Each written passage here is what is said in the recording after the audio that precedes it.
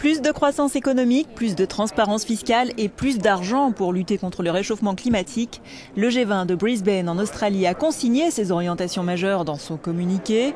Clap de fin et photos de famille d'un sommet marqué aussi par les tensions à l'égard de Vladimir Poutine. Le président russe, sous le feu des critiques, est reparti plus tôt que prévu, snobant le déjeuner avec ses pairs du G20. S'il continue sur le même chemin, ce qui consiste à violer le droit international, à fournir des armes lourdes aux séparatistes en Ukraine, à violer un accord sur lequel il s'est engagé il y a quelques semaines, l'accord de Minsk,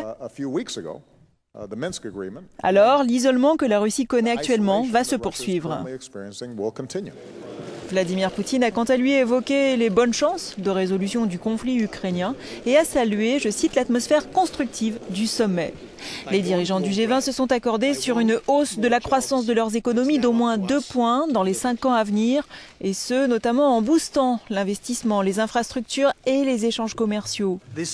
L'hôte du sommet, le Premier ministre australien, a salué des résultats réels et réalisables obtenus cette année. Les pays les plus puissants de la planète ont par ailleurs soutenu à Brisbane une action, je cite, forte et efficace sur le changement climatique, ce qui signifie concrètement une participation financière au fonds vert de l'ONU pour aider les plus pauvres à s'adapter aux effets du réchauffement climatique.